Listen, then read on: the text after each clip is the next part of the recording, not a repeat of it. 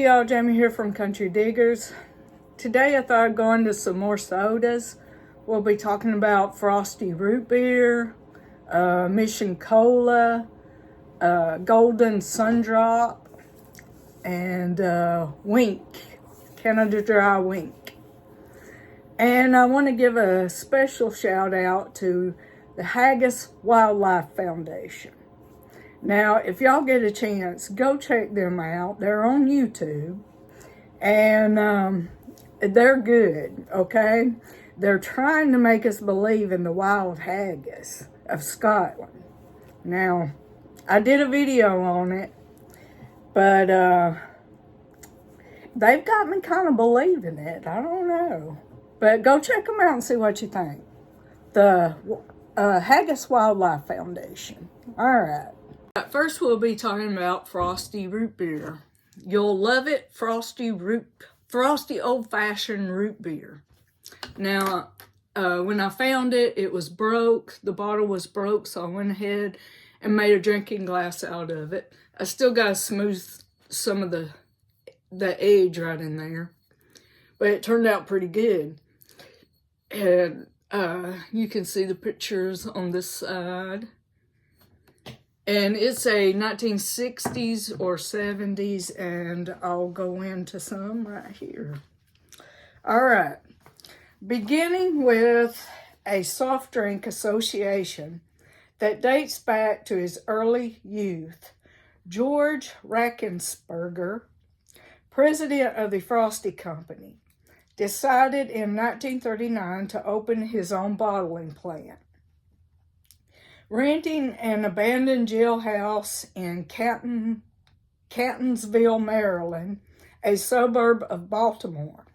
He used the garage that formerly housed the police wagon for setting up his bottling equipment, and the various cells were employed to store sugar, crowns, and other supplies. In this small and unassuming enterprise, there was born a product which rapidly forced the elimination of the many flavors being bottled by Mr. Rackensperger. Full capacity of equipment was needed to handle the demand of this simple item.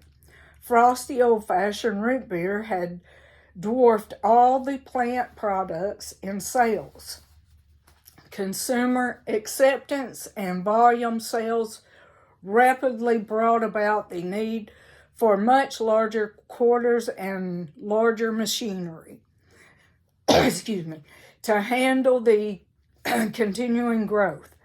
Mr. Rackensperger left the jailhouse, and a new modern plant was built.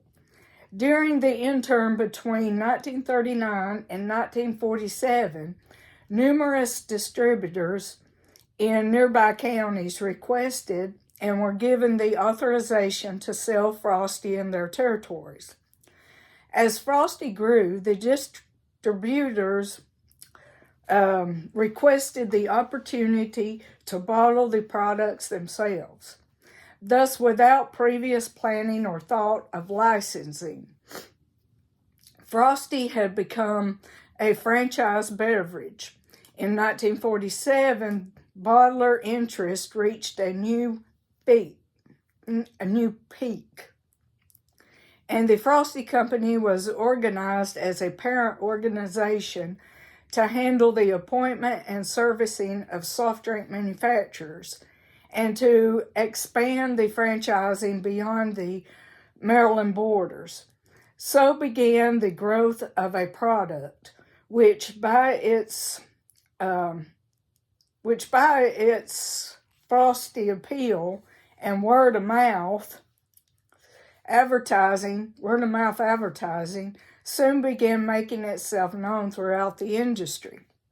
Frosty began methodically and deliberate invasion in all sections of the country, moving state by state as bottlers' bottle representation increased. New personnel was added, so that the planned expansion could continue in accordance with the sound and stable growth pattern used in guiding the Frosty Company in its early stages. After 10 short years, Frosty was represented in a majority of the states. The sales staff and specialty force were being increased to better service its franchise bottlers throughout the nation, concurrent with the growth of the Frosty Company and the number of bottlers now manufacturing the product. The services offered by the parent to its bottlers have also been constantly expanded and improved, including its advertising policies. Another important development has been the allowance to both bottlers to handle syrup for vending and fountain sales, rather than delegate it to outside sources or manage it as a parent operation. Today, the rights to Frosty are owned by Leading Edge Brands in Temple, Texas, where the bottling is done. Leading Edge Brands sells to distributors across the nation and also some of the Cracker Barrel restaurant stores. All right, Frosty Root Beer. All right, next we have Golden Cola Sundrop and Sundrop. Okay, this one right here is a 1965 Golden Cola Sundrop, refreshing as a cup of coffee. I know the ACLs are not good on these. I will have pictures at the end along with advertising stuff, but I know the ACLs are not good. But 1965. This one right here is a 1961 Golden Girl Cola. Sundrop, Golden Girl Cola. Refreshing as a cup of coffee, again. And this one is refreshing as a cup of coffee. And then on the other side, it says, good to the last golden drop on that. Okay. This one is like just a vintage, I don't know, I don't know the age of this one, I'm just saying vintage. Just the regular Sundrop, ACL. This one is a 1979 embossed Sundrop.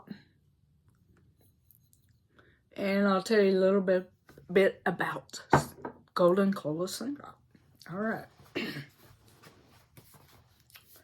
Sundrop was developed in Missouri by Charles Lazier, a salesman of beverage concentrates. While riding around town in the family car, Lazier quickly scribbled a recipe for a new soft drink on a small piece of paper, which he handed to his son, Charles Jr. The younger Lazier worked as a lab technician at his father's plant and soon began work on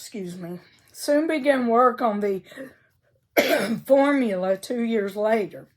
Sundrop Cola debuted at the American Bottlers of Carbonated Beverages Conference of Washington, D.C. The Sundrop formula was patented on April 15, 1930. The drink was marketed in the southern U.S. under names such as Sundrop Golden Cola or Golden Girl Cola. The brand was acquired and standardized by Crush International in 1970. Crush International was purchased by Procter & Gamble in 1980, which sold its soft drinks holdings to Cadbury Swipes in 1989. Cadbury Swipes demerged in 2008, with the beverage unit becoming Keurig Dr. Pepper, which currently produces Sundrop. Sundrop has maintained popularity in many parts of the southern United States, especially in Kentucky, Tennessee, North Carolina, and parts of the Midwest, including Wisconsin and western Minnesota. Similar to other regional drinks with a cult following, fans outside bottling areas have been known to pay large amounts to have the drink shipped to them. Families have sent it to U.S. soldiers serving in Afghanistan. Sundrop is sometimes used as a mixer for drinks with hard liquor. Sundrop is the official drink of the nationally recognized Fancy Farm Picnic in Fancy Farm, Kentucky. In the 1970s until the early 1990s, the drink was promoted in the American South by NASCAR Winston Cup driver Dale Earnhardt. Carolina Beverage Corporation bought Sundrop Bottling Company of Concord effective December 1st, 2016. The Concord, North Carolina plant was closed. Okay, Sundrop and Golden Cola Sundrop. And Golden Girl Cola Sundrop. Alright. Next we have the Wink bottle, Canada Dry Wink. And this is the first bottles they put out. It's a 1965. This bottle is. And Canada Dry Wink grapefruit beverages. And I know that ACLs are not good on these. Alright, I'll tell you a little bit about Give Me That Wink. Alright. Wink is a primarily grapefruit drink, soft drink, although it contains other citrus flavors. It is currently owned and manufactured by Canada Dry in North America, a subsidiary of the Dr. Pepper Snapple Group. It was introduced by Canada Dry in 1965. During the 1960s and 70s, Wink's advertising billed it as the sassy one. The jingle went, Wink the sassy one from Canada Dry. For a brief period, Wink introduced a Dr. Seuss-like character called Wink Gink. There was a Diet Wink low-calorie version in the mid to late 1960s. Infamously, there was a Wink logo on the sign of the boarding house from James Earl Ray, from where James Earl Ray assassinated Martin Luther King Jr. in Memphis, Tennessee on April 4th, 1968. In the United States, Wink is available from bottlers in Pennsylvania, South Carolina, North Carolina, and Virginia. Additionally, Wink is also available in some areas of Canada and is sold as part of the C Plus brand. And that's the Canadian version of Sunkist. In 2004, Wink was temporarily discontinued in Canada as part of a relaunch of the product. Wink was reintroduced several months later with new packaging as C Plus Wink Twist, a reformulation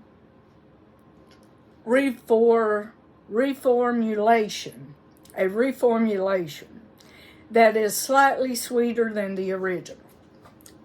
Wink. I call it Give Me That Wink. You know that song, that country song by Neil McCoy back in the early 90s? Give Me That Wink. Alright. Alright, next we have a vintage Mission of California.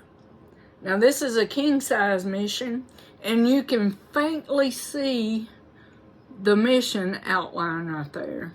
Faintly. Okay, I'll tell you a little bit about Mission.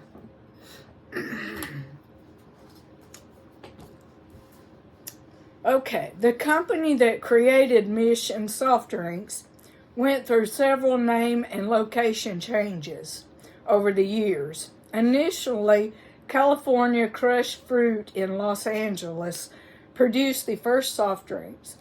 Their Mission Orange soft drink was so successful that in 1933, they formed the Mission Dry Corporation and started bottling Mission Orange soda in a unique black bottle. By the 1950s, they had become Mission of California Inc., with offices based in New Haven, Connecticut. Throughout their total history, they manufactured soft drinks from about 1929 to 1970. Around 1950, they began putting their soda into 1-quart cone-top cans. Some of these cans can be very valuable. One website states that in 2000, a Mission root beer quart cone-top can went for over $3,000 at auction. They also put their soft drinks into flat-top cans in the 1950s. But they didn't really catch on with the consumer until 1960s.